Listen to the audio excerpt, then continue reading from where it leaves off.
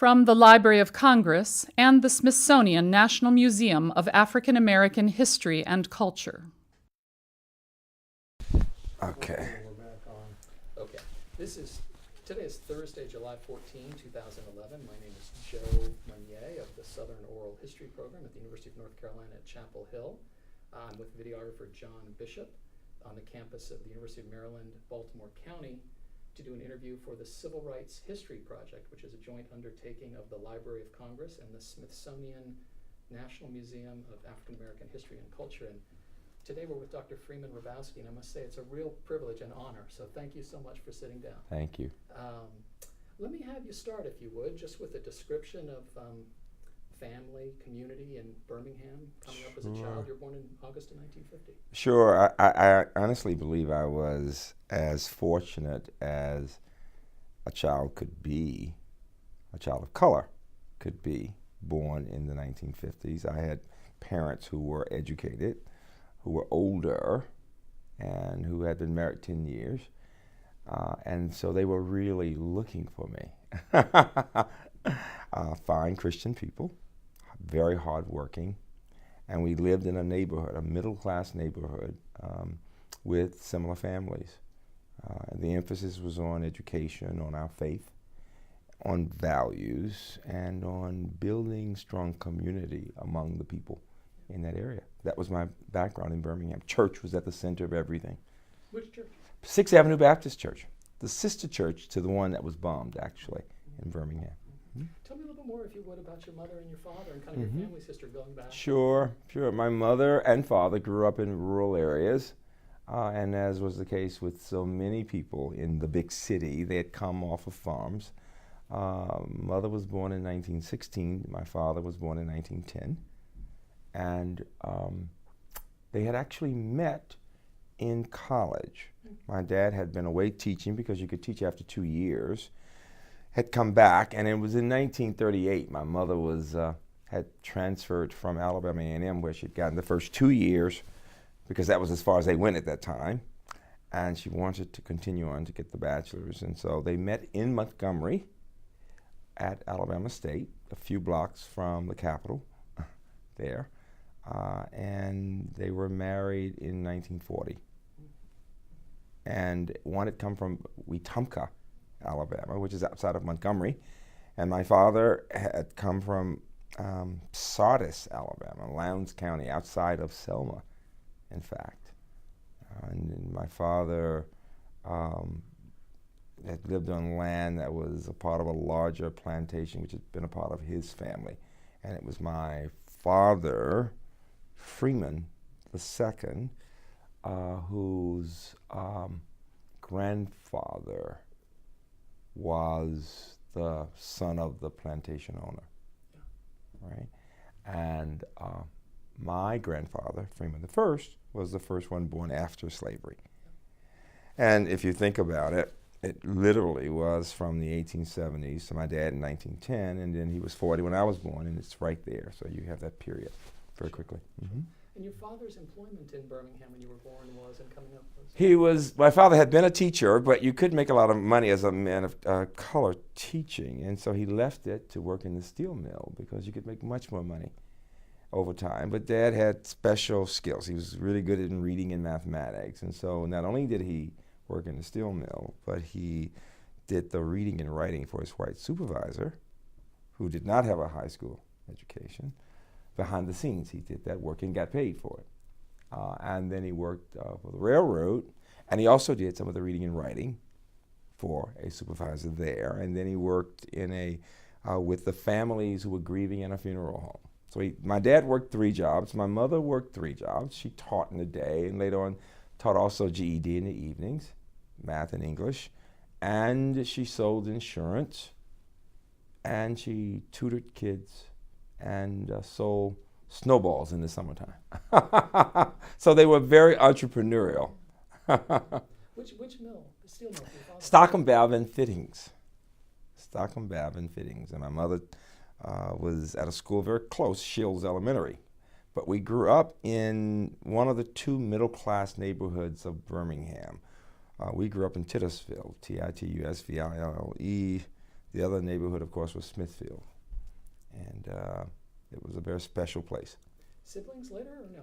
I had a cousin whom my parents adopted who grew up with me. Mm-hmm. Tell me a little bit more about the rhythm and culture of middle-class black life in Birmingham in the 50s, especially around church and neighbors and extended family. We seemed to always be in church. And children really didn't want to be there.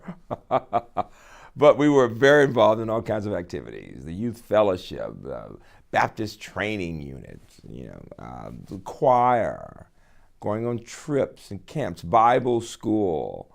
And it was just a part of home, but it was not necessarily what we would have wanted to be doing, but it was what was expected. So you just did it. You did it in the summer, during the year. But I would also say we were in and out of other homes, and others were essentially parents too. And we were learning much about our values and expectations, as much from other parents as from our own. Yeah. Who was your pastor?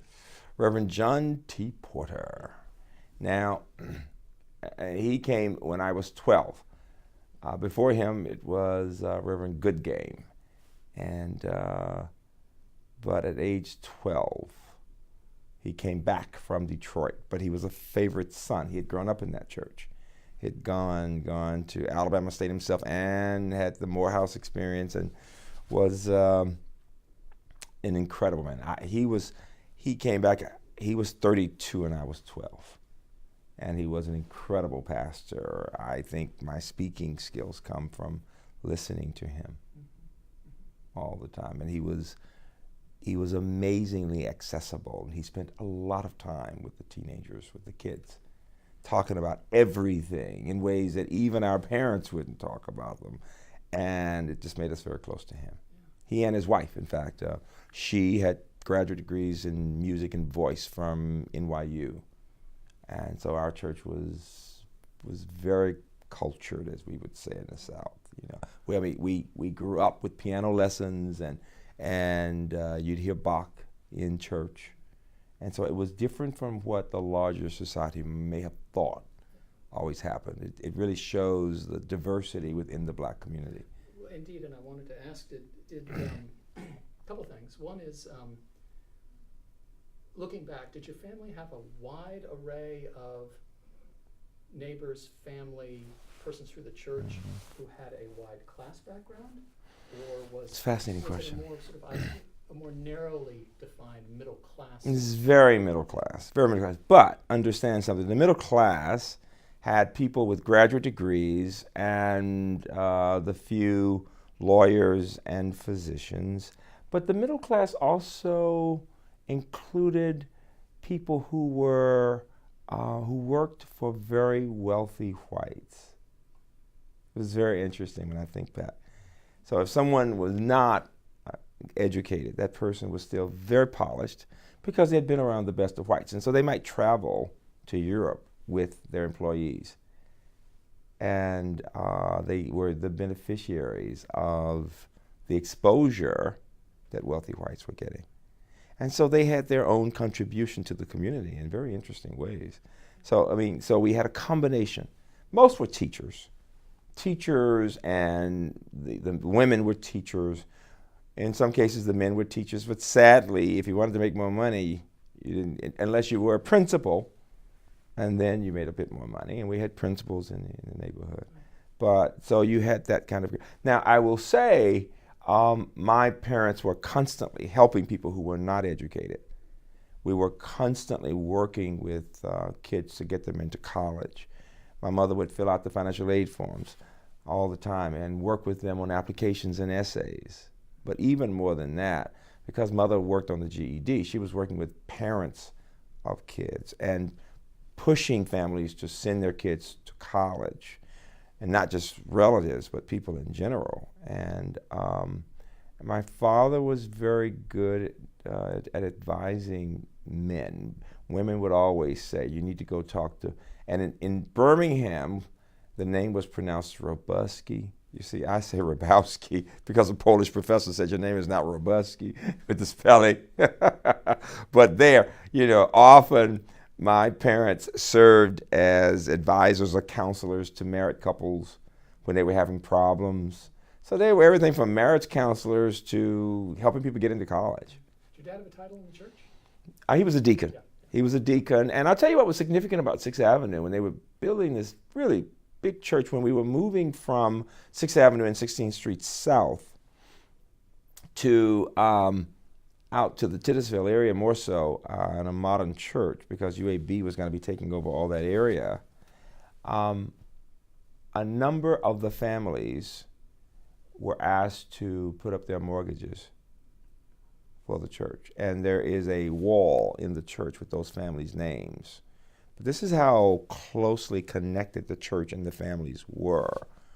And one of the great prides of Birmingham was that the Birmingham, I guess the paper, the Birmingham News is the big white paper, had published an article on the front page of the paper, which is very unusual. The Birmingham World was the black paper, so we were accustomed to being there, but the Birmingham News published a piece, front page story at the top there, that at one point in the late 50s and early 60s, before the civil rights movement, as we think about it in the early 60s, that we had more Negroes who owned their homes than any city in the country. Now, owning their homes meant they were buying their homes, they had the mortgages, right? But they were not renting. And it was because of this robust economy involving the steel mills and the teachers. And so that was the greatest pride of any family, to own a home. And a home with 2 or 3 bedrooms, big deal. You know, and as the time went on, you know, the 2 and 3 bedroom homes added on a room, the extra den, you know, middle class America. But the homes were the symbol of the status. And of course, this is before, although the economy, the industrial economy is evolving, it's Right. still very robust. Yes, and healthy in the 50s. yes.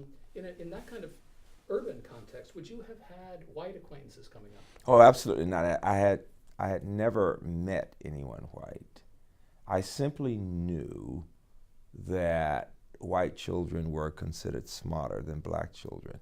We were told that in so many ways, in subtle ways. The first time I realized just how distinct the two groups were, and distinctly hierarchical, was I was peeling back the brown paper sack bag cover of the book I'd been given in the 2nd grade. We had been told to leave it alone. And I peeled it back and I saw the name of the white school. And I went up and asked the teacher, why did they give us the secondhand books? Because that was such a message to us, you see. Of course, my teacher first said, we told you not to peel the paper back, so I was in trouble. But what she said was the same thing my parents always said, and I've said this so many times. She said, you don't have time to be a victim.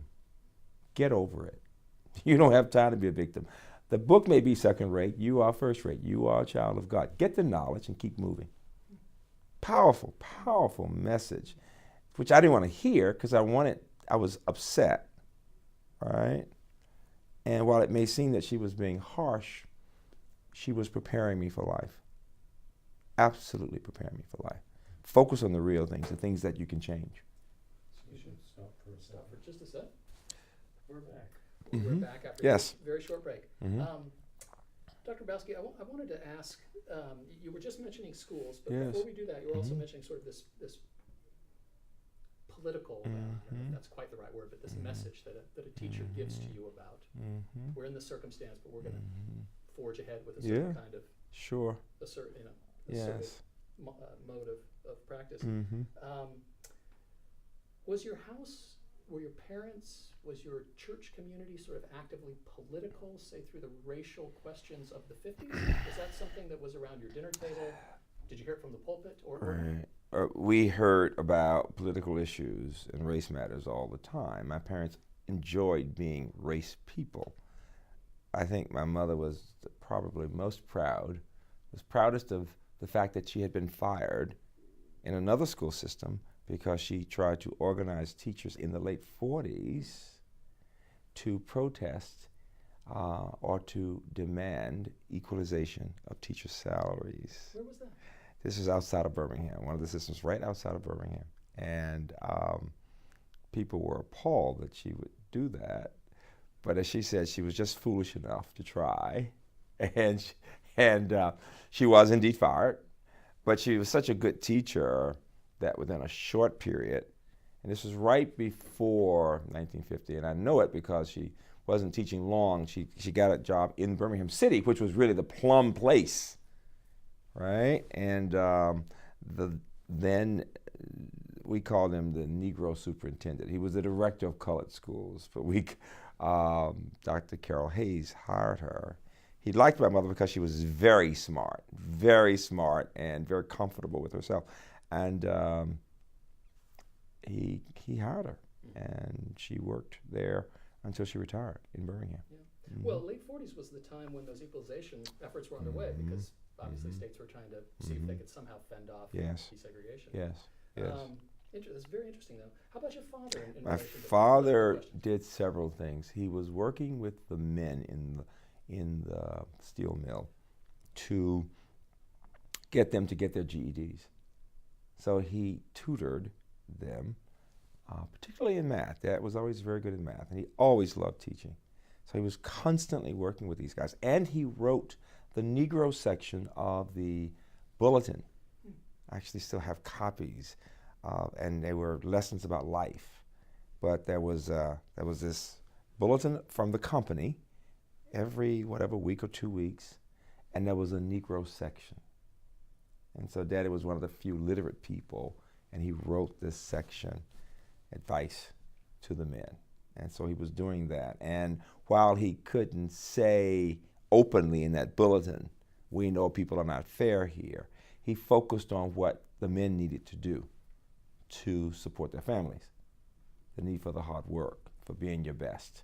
And I think the message that they both were saying to me was the same message that so many black children heard, particularly in the Deep South. The world is not fair, we know that. So the question is, what do you do about it? You must be twice as good. You will hear that over and over again, that don't expect fairness, but be twice as good, and perhaps you will be selected.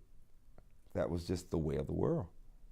Now, the good part about that is you learn to work really hard and to focus on self-empowerment.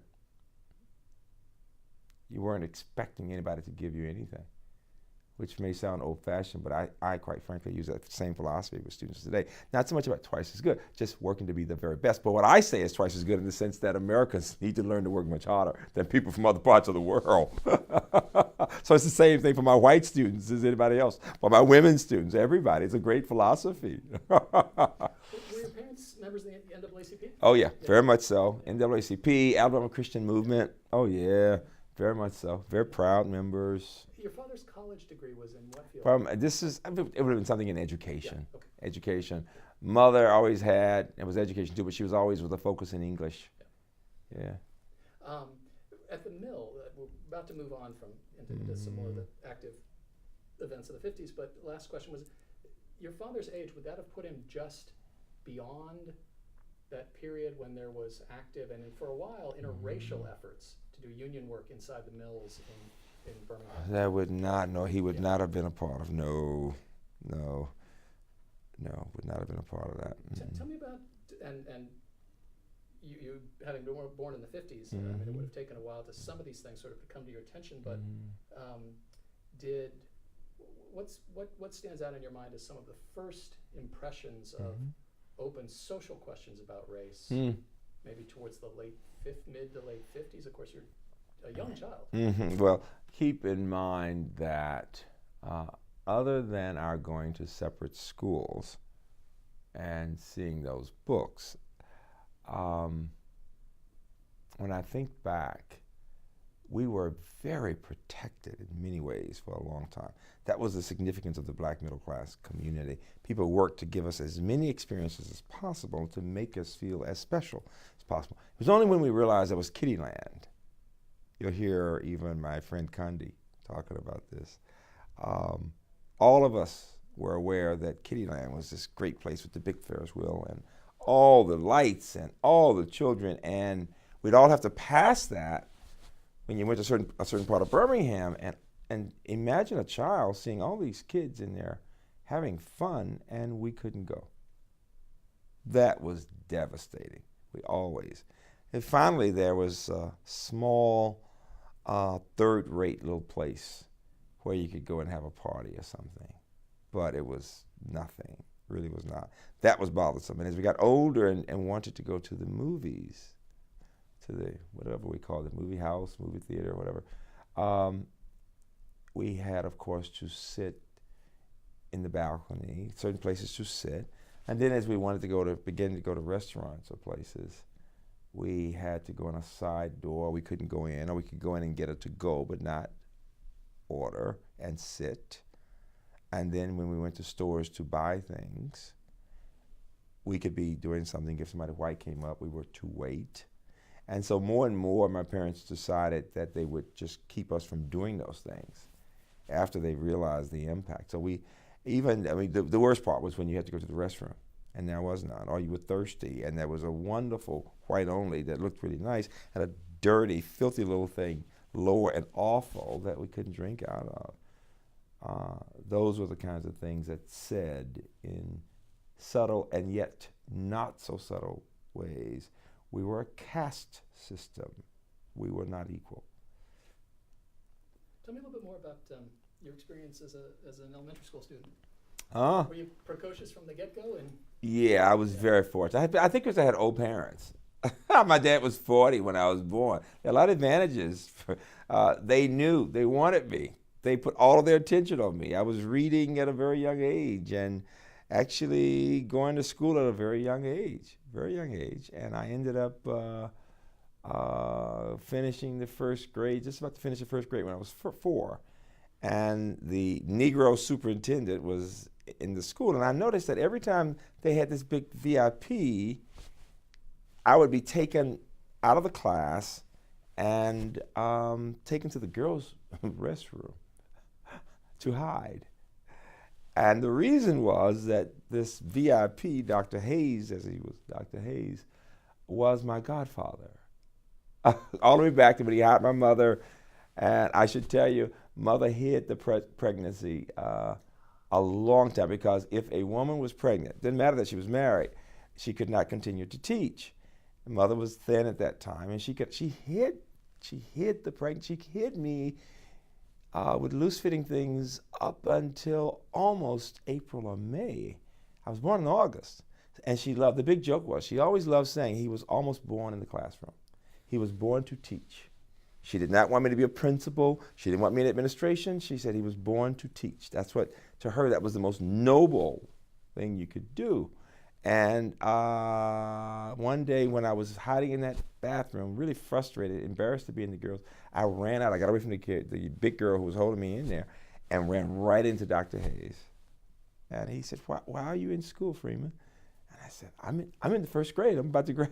And that was not good, not good. They took me out and made me go back to a little kindergarten, but I already knew the word.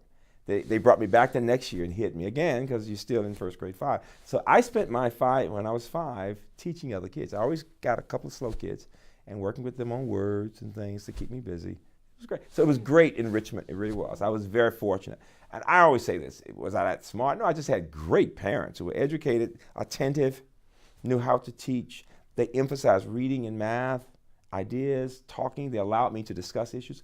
Any child who gets that background can move fast. Yeah. Shifting, did you have a sense as a child about legal authority in the city? Did you have a sense of the white government? Did you have a sense of, maybe it would have been measured, if at all, as a child, in some measure of wariness or apprehension? Did you have a sense of the capacity of police to do violence? Were those things that Well, we had studied government in maybe the 7th grade. We knew Boutwell was the name, and we knew Bull Connor, the police. We understood something about relationships between city government and managers and police. We also knew that police were not fair either. We had been stopped at different points, and they were not nice. My father looked international, much more so. I always say he married a beautiful chocolate woman, and here I am. But Daddy could pass for other things. He was more olive color, but rather straight and curly hair. And he talked very fast. And so when the police would stop him, and he always drove much too fast, he talked much too fast. And they would stop him and they would say, "Mr. Hrabowski, you got to slow down next time. We're going to have to give you a ticket." And then they'd look over and see me looking like him, but obviously knowing what I was from the kinky hair and everything else. Then they'd look back at him and then at his license and see the C. And all of a sudden they would go from Mr. Hrabowski to "Freeman, you're a colored boy," as they began to write the ticket. You know, so the big joke, he always said, I was the best liability he ever had. Did you and the family take note conversationally and otherwise about the explosion of sit-ins in February of 1960? Was that something that really... Very frightening, because people knew each other, families knew each other. Reverend Shuttlesworth, Attorney Shores, these families knew each other. And we really did care about each other. And if it could happen to the most privileged people, it could happen to anyone. And there on Baum Hill in Birmingham, that's Smithfield, the other middle-class neighborhood, where people who, some of whom went to our church, sisters and brothers of people lived on both sides. And our mother was close to all of these people. And there were I mean, literally, you know, even in the church, there was a North Side group and a South Side group, and they were, again, the two middle class groups, and so it's hard to explain just how close the groups were. So when there's a bomb, you immediately think it's right next door, because these are people you know. It's very frightening, very frightening, and we knew from decades about lynchings, about violence. We all knew, and it was very frightening. Yeah, very much so. Tell me, if you would, do you recall May of '61 and the arrival of the Freedom Rider buses into Birmingham and all of that violence and chaos? And all of that would have been discussed in church in different ways, and both in allusions in the sermon, but in youth fellowship. And one of the great things about my church was that we discussed ideas and books. And I mentioned Connie before. Her father, who was a Presbyterian minister, still worked, though, with 6th Avenue, and so he would help us with the youth fellowship at 6th Avenue even. And he was my high school counselor. And we discussed all those matters. That's the one thing that was really, we were developing critical thinking skills as we thought about the good and the bad and the ugly. What if things were different? What are the consequences of these actions? And all of that was, in many ways, elevating. These things were not discussed as if it was just for today. It was about what should a human being expect out of life? What does American democracy mean? All right? I'll never forget when I had a talk with my principal in high school after the demonstration, and he was being forced to put the kids out of school. And I'll never forget his having some of us read Thoreau's Civil Disobedience. It was just, I mean, it was amazing the way people got around all the bureaucracy when he was being told that he should be looking down on us, when he was saying to us, got to put you out of school. He did something that was very special. Instead of making it something that was embarrassing, he called the entire school together as one community. And he conducted that session in exactly the way he had conducted the Honor Society induction.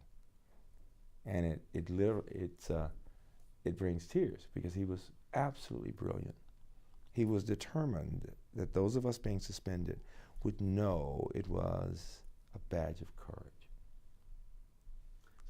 So tell me the story of the spring of '63. You're just 12 and a half years old. Mm-hmm. And all of this just torrent of protest would unfold in a couple of months there, April and May. And how did that history find you there in the city in those months? I think I told you we were always in church.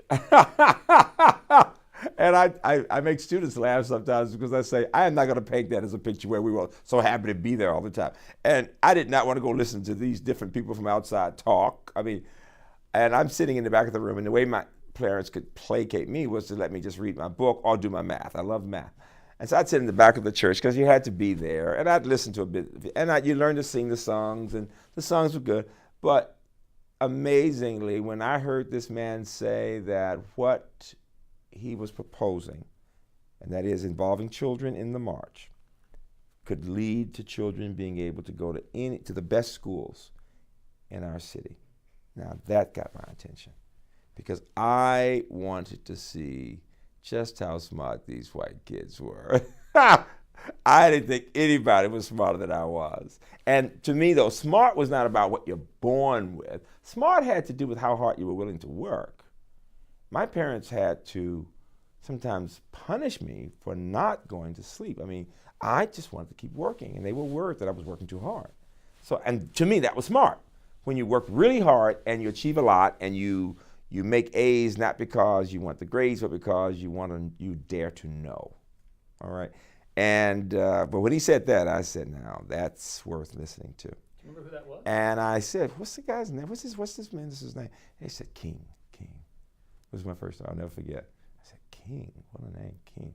No, Reverend King, Reverend Martin Luther King. It was it was amazing. And then I began to listen to him and others, and I realized how well spoken they were. Now, as it turns out, my pastor was also very polished as a speaker. He read a lot. We read books together. So we were accustomed to polished speakers, but this man was talking about the next level, what it would take to change things. Because what we don't remember is that while we knew things were not fair, we tended to think this is the way of the world. I suppose it's the way my descendants felt in slavery. It just is this way. It's awful, but this is the way of the world. And before that King message, that message from Dr. King, the thought was, since this is the way of the world, you've got to be really good to get a chance at all. He was changing the model, the vision, and saying, it doesn't have to be this way, that we could be empowered to change it. Very different message. And did I believe him? I wanted to. Was I convinced it was going to happen? Absolutely not. If you've seen the world one way all of your life, even if it's just 12 years, it is the way it is. The best you can do is have hope and try. And that's what happened. And so, I mentioned that we have this exhibition right now at the Smithsonian for all the world to see, done by one of my colleagues, Maurice Berger, here at UMBC. And a part of the message of that exhibition is that the visual culture of the time had a greater impact than people realized. For the first time, people could see through TV exactly what was happening. For the first time, America saw the fire hoses, the dogs, the children being absolutely abused. And I'll never forget that first day that I saw that. After hearing Dr. King, I said, Mama, Dad, I've got to go. And they said, absolutely not. No way. And I did something you just did not do. I said, then you guys are hypocrites. Well, you see, that may not sound like a big deal today, but at that time, you did not say disrespectful things to your parents. My dad could not believe I had said that. He said, go to your room and stay there. And it was the next morning that they had been up all night. But after being up all night, they came in and said I could go. Now, I tell my students all the time, by this point, while I thought my parents were unfair, because my point was, you make me go to all these meetings, I hear all this stuff, you tell me to think for myself, I'm thinking for myself, I want to do the right thing, I want to do what Dr. King, somebody you said you admire, wants me to do, and yet you're saying no. And they came in to explain. It wasn't that they didn't trust me. They did not trust me to be in that jail with those white people who didn't care about our children, about black children. And they said, you're our treasure. We don't trust you to them. And I understand that now. I often ask myself, would I have allowed my child to go? I'm not sure I would have. But somehow they came in, they had been praying, and literally their eyes were red, and we prayed together and we cried. Now, I was crying because I was worried about them, worried about me, but quite frankly, all of a sudden I got really frightened. I was saying, oh my God.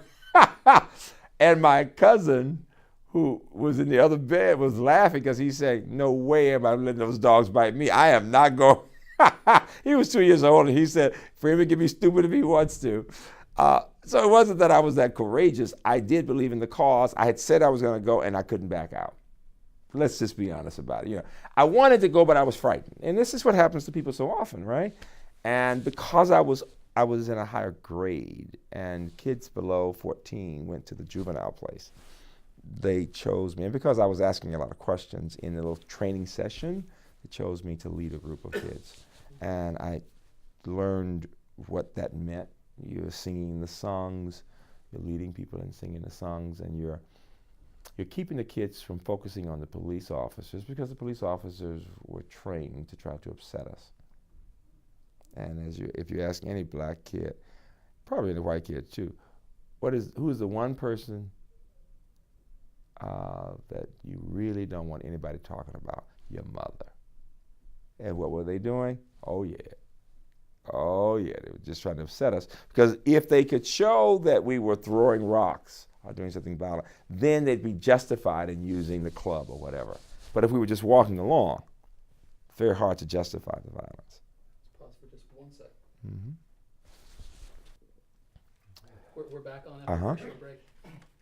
President Hrabowski, Mm-hmm. let me ask you to even shift to a level of deeper detail. Sure, if you sure, will, and sure. That story of, I'm so interested in that story about that night at home with your Yeah. parents, and that Yeah. very difficult deliberation they face, Mm-hmm. and quite understandable. Mm-hmm.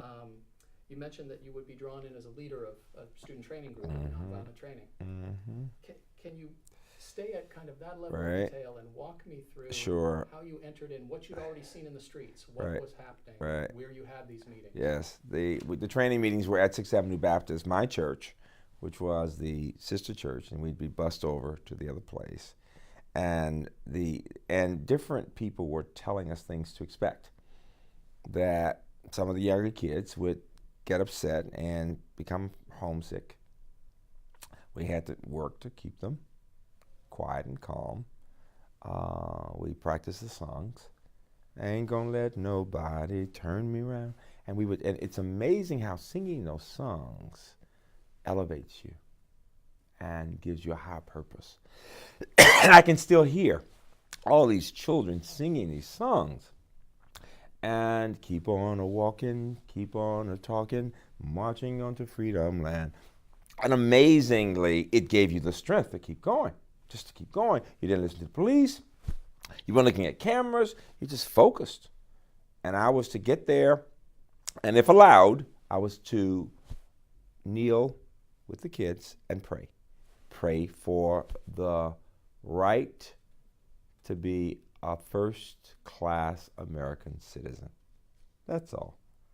That's all we were asked. And I cannot tell you how much my knees were shaking. But the songs really helped. And we did a lot of praying, and it was very strong. I mean, it was saying, just say, God help me, keep moving. And we did. And we made it up to the steps. And that's when this guy with this really red face, looking so angry, looked down at me and said, what do you want, little nigger? Oh, God. I was so scared. And I looked up at him and I said, sir, not sir, but sir, we want to kneel and pray. And he was so angry, he spat on me. I'll never forget it. He spat in my face, picked me up, and threw me, and they came and got the kids, and they just threw us into the paddy wagon. You were on the steps of City Hall, Yeah. right from 16th Street, right there. Yeah. And it was just awful. It was awful. I was in a daze. Just in a daze. Where did they take you? The fairgrounds? Took to the nope. No? There was another juvenile place with bars and a big wire fence, and it put us in with the bad boys, you know, and it was awful. For a week, I stayed 5 days. It was 12-year-old. awful, but I was helping 8 and 9-year-olds. And a lot of the kids were not from middle-class homes. Keep that thought, that what we were doing was not universally accepted as the right thing to do. There were many of my teachers and others and neighbors who felt kids should be in school. Now, who could argue with that? So this was an experiment. And when people say, were you bothered that others were not agreeing? No, my parents understood. In fact, teachers had been told subtly through the Board of Education that the children of teachers, if children of teachers went to jail, those teachers would lose their jobs. My mother had lost a job before, as she always believed God will provide.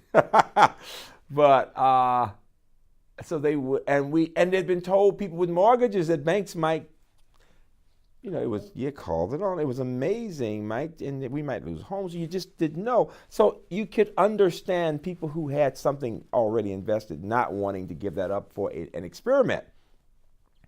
And so there were a few of us from the middle class neighborhood who went, but not many. Most of the kids were from the projects. Understandably, what is it that families have to lose? Understandable. But I think the advantage of that middle class situation was we had just a bit more exposure and could be supportive of other kids. In those 5 days, did you see your parents? No, could not. They would not allow parents. No. There were, I remember that somehow there were Bibles there, though. And I was not the kind of kid who could protect kids physically. I really was a fat math nerd. Not chubby little kid, loving blueberry pie and math. All right, that was my life. I mean, heaven for me was eating some pie and doing math problems. And bad boys, and they were being encouraged to harass and beat up kids. And the way I kept my little kids, they would always be with me, trying to keep them from crying. But there were times when the bad boys would come in our direction, and I'd start reading aloud from the Bible. The Lord is my shepherd, I shall not want. And it always scared the hell out of them. And they would move back. It was powerful. It was great. And I would just say, thank you so much, Lord. Because I didn't know how to fight. That was not my life. It just wasn't. Right? And fortunately, there was a bad boy in there who had been in my mother's class. And he was also very supportive of me when he realized what my name was. I'll never forget that. It really did help. Yeah.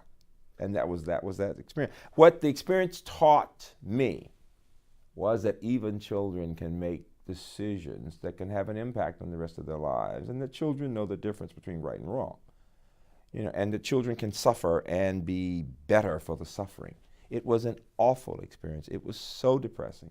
We were in the dark. They let us out for an hour or two a day, but it was gloomy. These guards were always trying to make us feel worse. And you'd hear them in there, and you'd hear kids hollering. You never knew what was going on. It was awful when I think back on it.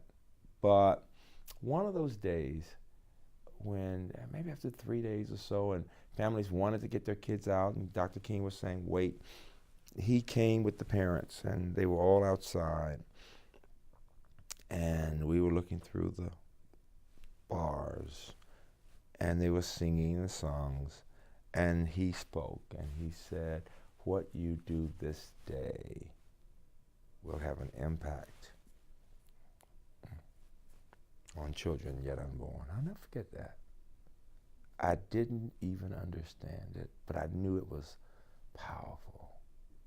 Powerful, very powerful. And there are nerves that are still raw just from looking at the faces of the children, trying to understand what does that mean. Powerful, very powerful. What happens when you come out on the 5th day? Oh, God, to see your parents. Wow, being the bright sun.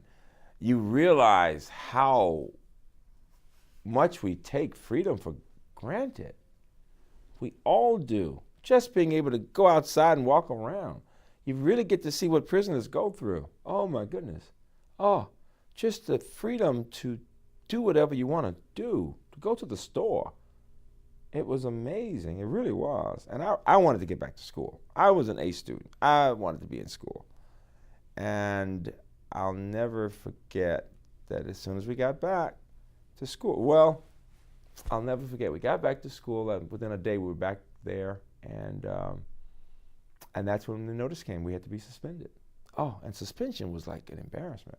And that's why I say what the principal did made such a difference. And you were at what school? Ullman High School. Yeah. And the principal was? The principal was George C. Bell, the person who is most responsible for my becoming a mathematician. He was a mathematician. He was a brilliant guy of small stature and a big booming voice. And when Mr. Bell spoke, everybody listened. And when a kid was not doing the right thing and he would boom down the hall, that kid, I don't care how big, would straighten up immediately. But he was absolutely brilliant. Now, it just so happens that George Bell is the uncle of Alma Vivian Powell. And my high school counselor, Reverend Rice, was, of course, the father of Condi Rice. And so it was an amazing school with very smart teachers and a lot of kids who were very high achievers. Mm-hmm. Mm-hmm. What was your, as those next few weeks through the end of May, Mm-hmm. middle of May, Mm-hmm. unfolded? Mm-hmm. I mean, it gets pretty hot in the middle of the month.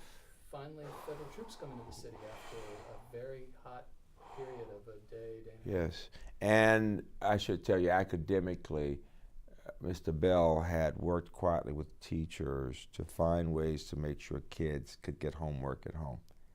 It was very nice. But what I will tell you is it was a very difficult period. And what I remember is finally having the federal courts to say, put those children back in school. And you can check this, but I'm almost sure the guy's name was outright. The guy's name, I believe, was Judge Black. And we were in church when the news came, and just amazing. Did it feel like a victory? Oh God, everybody cried, really did. It was just to know that somebody white in power knew that we were not wrong and cared about children. Just knowing that there was decency among whites made a big difference, really did. Did you see anything else in the period? That was the single time you were arrested? Oh yeah, very much so. Yeah. Did you witness other things that remain as just those flash images that just come to you when you think back on this stuff? Oh my God, it was that fall in September when. Oh yeah. Oh God, the flashes of the hand and the ring. I mean, when one of my friends, when we were in church in September, and things had begun to have signs of hope, of opening up in Birmingham. Remember all of the richness of my community, richness in terms of love and spirituality and hard work and mutual support. But you go downtown, I would go downtown, and I never saw one black in a position of power in downtown Birmingham, not even behind a cash register, let alone a policeman or a fireman. Nobody, everybody in any level of power was white. And to have the city fathers deciding to compromise with Dr. King and the group was a major victory. And we said, things are changing. And we're in church that Sunday in September. And all of a sudden, the pastor gets a note at the pulpit. He stops preaching and tells us that other church, our sister church, where relatives and of sons and daughters and fathers and mothers have been bombed,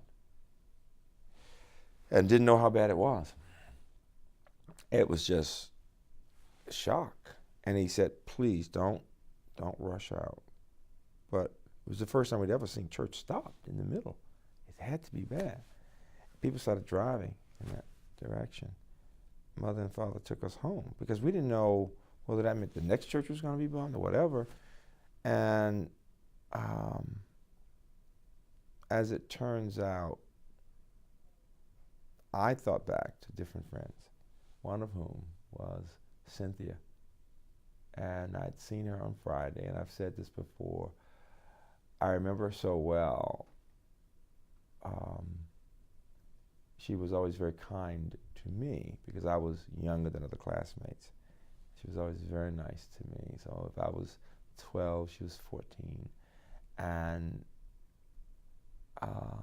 she said, "Bye, Freeman." Oh, God. We said bye. And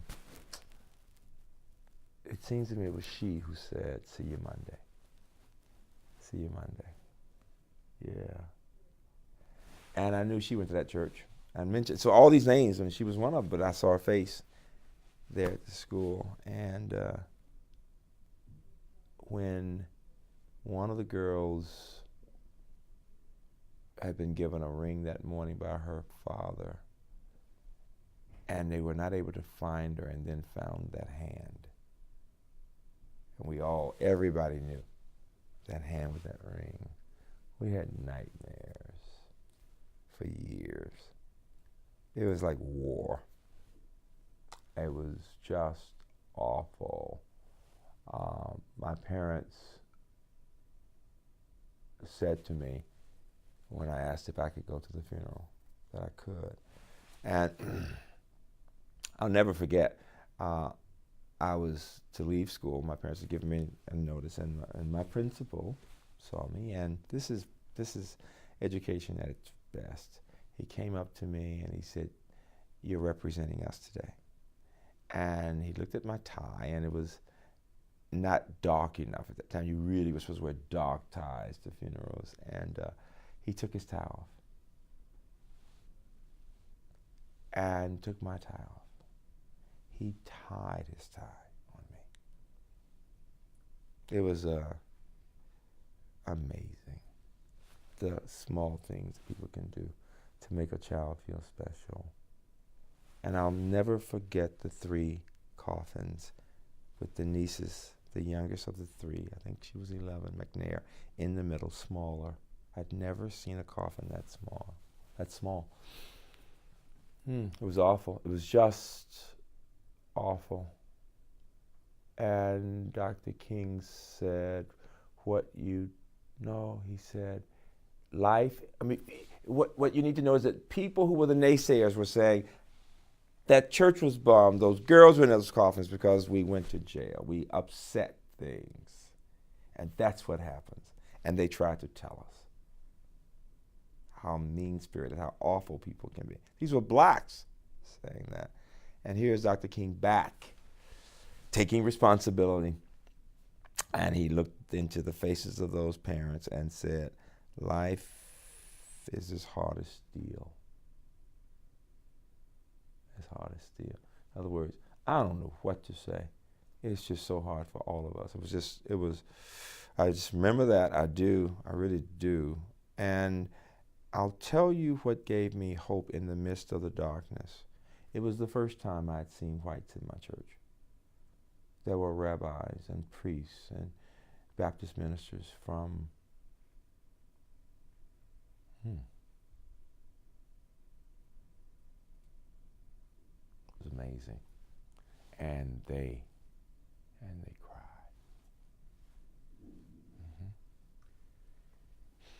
Can you? Yeah, give me a minute. Ooh. I need a second. Yeah. Yeah, give me a minute just to. Okay. Okay, we're back on after a short break. Let me ask. Yes. It's just so difficult. Yeah. The distance is like a day sometimes. I imagine, not like these many years, but like Oh a day. yeah. Maybe this is a good time to ask you a question of difficult reflection, and it's this: can you? And there is no fixed answer, I'm sure, to this question, but can you reflect a little bit on the issue of how those kinds of experiences do take their long toll on a person, Sure. and how you might gauge their implications in your life? All right, I'm reading a book right now by David Brooks, The Social Animal, and one of the points of the book, he talks about how we develop love and relationships and achievement. Is one of the points of the book is that we are all the products of our childhood experiences, and when we least expect it, things that happen to us as children have an impact on us. And so, while we may think that what we do is the result of rational decision making, often circumstances and previous experiences come together to push us in one direction or another without even realizing it. What my parents worked to do after those difficult situations, what many parents worked to do, was to help us get beyond the bitterness, the anger, and even the hatred, right? And what they said over and over again is hatred eats on the inside. Hate the action or the act. Don't hate the person. I have to tell you, when Bull Connor died, my mother called me and she was crying. And I said, "Mother, why are you crying about this man? This man was awful to us." And she said something that was so powerful. She said, "Freeman, but he was somebody's child. All of what he did came because of how he was raised." And for me, that was an amazing moment of enlightenment. He was simply the product of his environment. And it was cathartic for me to just let it go. Let it go. And I have often thought about that moment. It was my mother's way of giving me her faith in life itself and in humanity. And it was also her way of saying, put your own experiences in perspective. And a part of being educated is being able to give context to whatever experiences you've had. And those of us who've been able to do that are much healthier as a result. I really do believe those words of King, that you judge people on the basis of content of character, not on race. You can find good and bad people in any race. And I'm here at the university with students from 150 countries, and I've really come to understand what's common among human beings from different cultures, different religions, right? And that character can transcend all of that. Integrity, those kinds of things. And so I think the reason I'm able to work so comfortably with my students from all kinds of backgrounds is that I really can see beyond the obvious differences and look for not only what's in somebody's heart, but that person's ability to think. And my whole life is focused on helping people to learn to do just that, to think well, and how to act with people, and to get beyond what we sometimes believe are the most important things. All right, how we look, to move to how we think and act. I mean, not to summarize too acutely, but it's probably a fair thing, and I mean this as a sincere compliment, that your professional work really has had the form of creating new ways for children to come up in the world. I appreciate that. Yeah. I appreciate that. The And Meyerhoff Scholarly Program. Sure. These are not small efforts. I appreciate that. I like the fact that this is a campus that really does talk about these issues of race and ethnicity, and works to create a climate in which people can say what they really think. If you don't allow people to say what they really think, then they're simply saying what's convenient, and it doesn't get to the point of values. And I think this is what we need in American society. We need opportunities for people, whether they are 50 or 15, to say what they really think. We tend to believe what we've seen on TV. If what you see on TV is violence, and you've seen certain groups looking like they're always doing things that are stealing and things that are bad, that's what you believe. My students who are around all kinds of people are far more tolerant. My students who come from areas where everybody looks exactly the same, regardless of what race, will tend to be far more comfortable stereotyping and assuming all people are the same. And I think that's one of the things about education. is to teach people, not just about people in this country, but around the world, that we are the products of our childhood experiences. Every one of us has some good in us. We can pull that out. And those are the kinds of things I learned through that experience. You moved from Birmingham in 1966? You are good, Was it yes. fall of 66 That's you went away to exactly school? right. Yeah. Now, I should tell you, I spent summers in different places. Yeah, and I wanted to ask about that as well. Yeah, How before old were you when you 66. first moved for one of those summer experiences? I was in Massachusetts, and I was 13, and I was going to the 11th grade, and this was going to be my first experience in an all-white class in math and literature, chemistry. And it was clear the education was so rich. It was powerful. It was rigorous. It was challenging. It was hard. I loved it. And when other kids would not raise their hands, I would raise my hand to just try the answer. And it didn't take me long to realize not one teacher would ever call on me. They would look right through me. They were never mean. I wasn't there. It was amazing. So I always call it Ralph Ellison's The Invisible Man. But it was an awful feeling to feel totally unimportant. In contrast to my old black school, where people were delighted that I wanted to try an answer. When they would tease me and they'd push me and they would say, go for it, right? None of that taught me the importance of teachers. Teachers can either elevate us or even through a look, push us down. And we see both in all kinds of situations among all races, depending on where you are. And what I can say is I learned a lot. When I came back to chemistry, I was well prepared. I had finished the course that summer. All right, same thing in math, and it was just, so I was really well prepared. But that experience also taught my parents that they were not willing to trust me to go to some of the predominantly white schools in the East who were interested in my attending. They just didn't know. And so I left in 1966 and I went to Hampton. Because Booker Washington was a graduate of Hampton. And we respected Mr. Washington when he came to found Tuskegee for generations.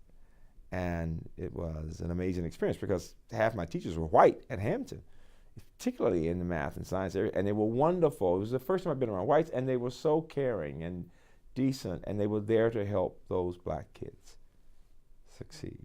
And it was then that I came to understand, really, there are a lot of nice white people. And I was close to mathematicians and philosophers, and it was great. It was great. Did you come home those summers to Birmingham? I came home in the summers, came home at Christmas time, and the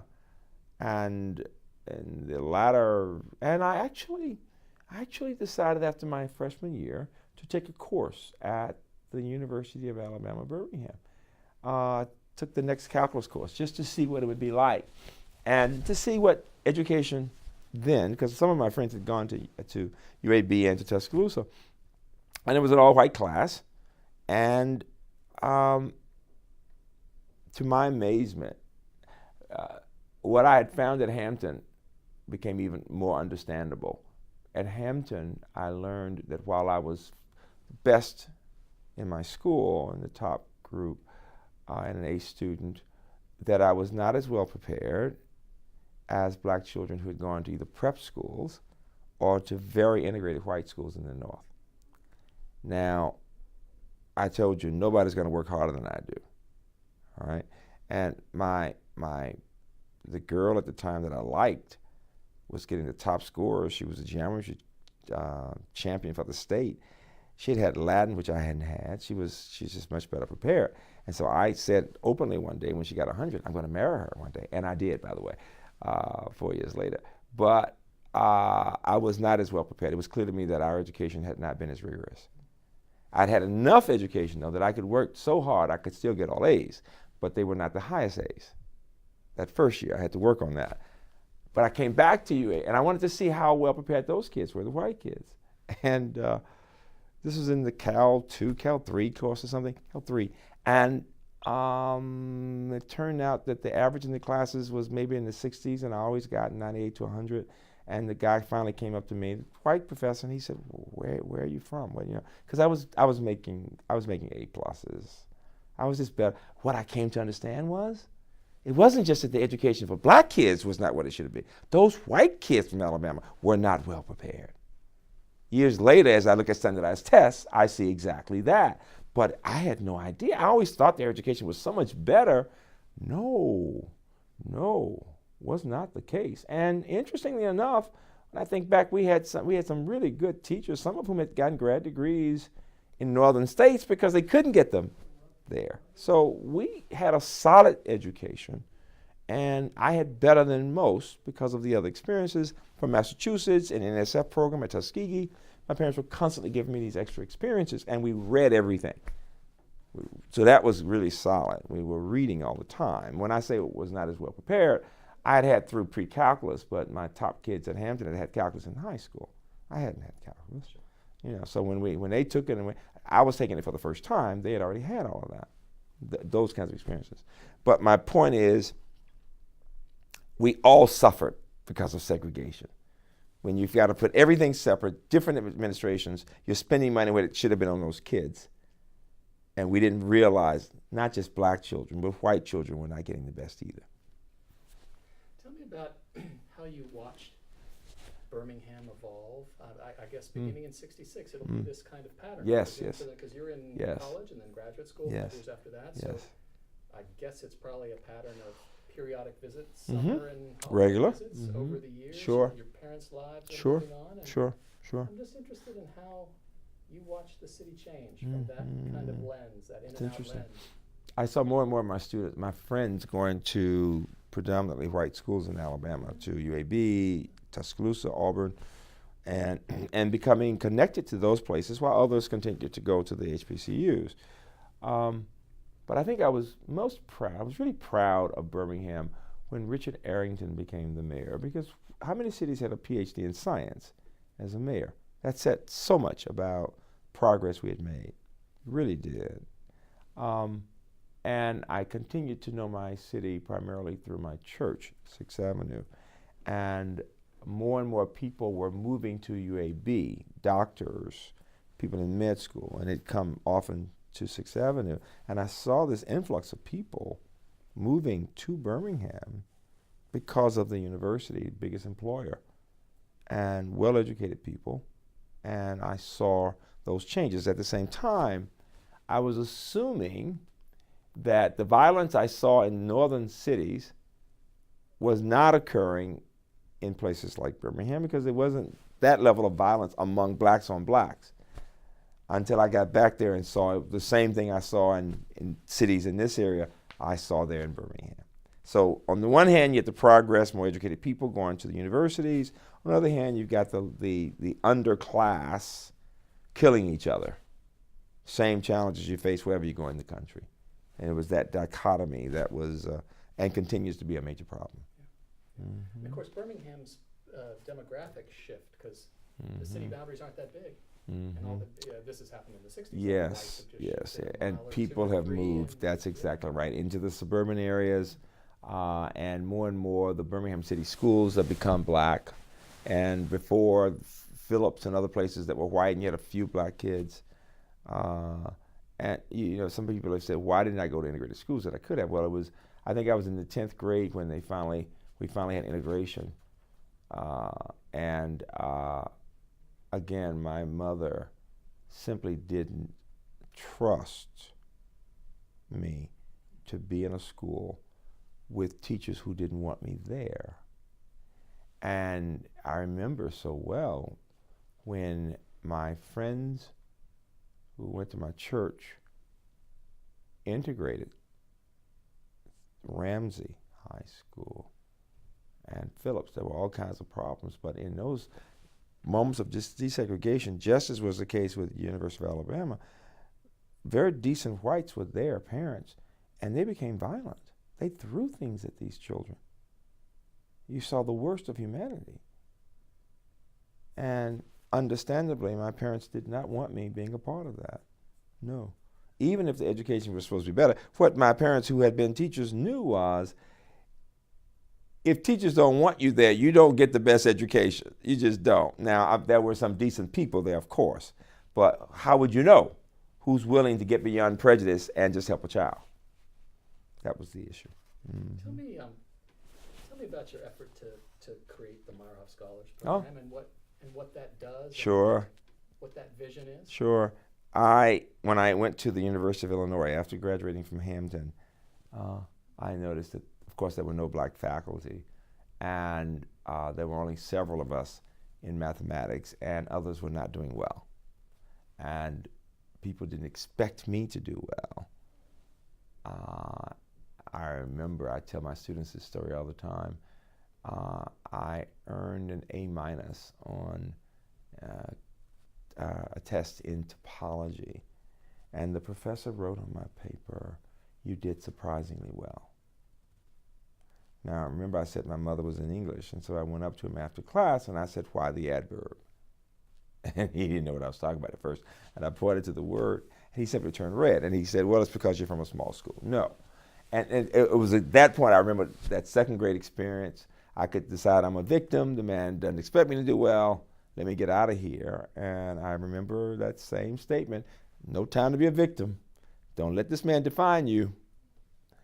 And by the end of the semester, he was feeling so guilty, not just about the word, but about not telling me the truth. The fact was, he had never seen a black in a graduate course in mathematics. And everything he knew about blacks would suggest they would not do well. And I got an A in his class, but more important than that, he got to know me as a person, and I got to know him. It wasn't that he was a bad person.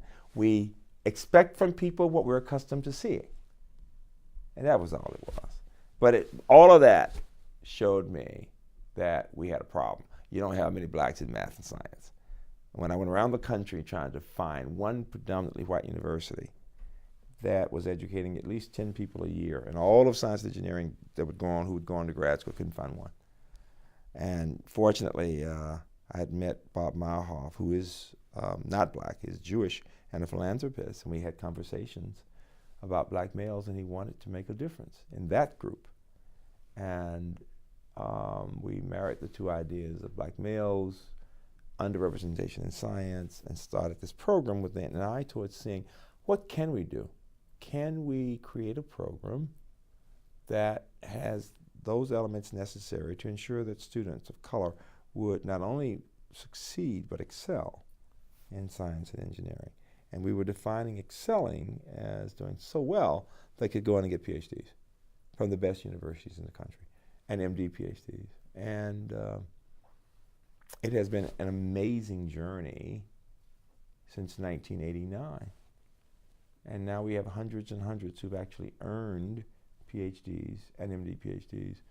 We actually now have students with those degrees on the medical faculties of Harvard and Stanford, Duke, even UAB, Hopkins, Michigan, all over the country. And so the numbers are growing all the time. So it's a dream fulfilled. It really is. And for many scientists, it's the first time they've seen large numbers of students of color excelling in science, not just the exceptional one. That's the idea.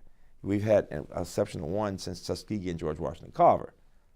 Now it's time to have many more. And so working with the national academies on these issues, I have had a chance to chair the most recent committee and to look at what we're going to need to do to take the numbers to the next level.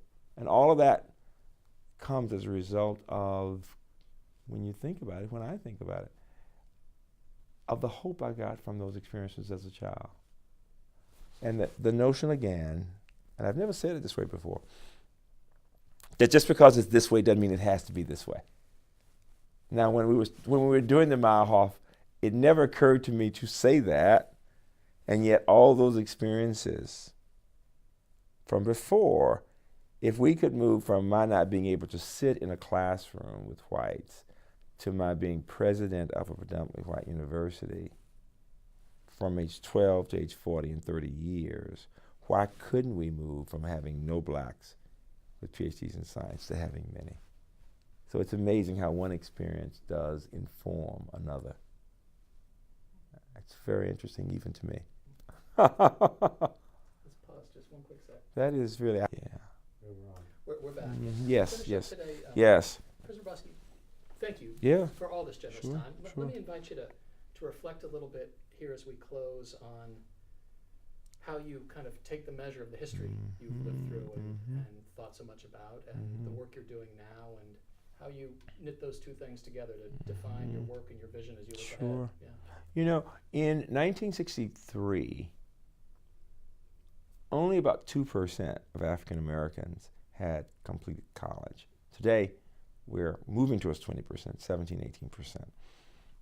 But you didn't need a college education to get a good job. Today, you need more education.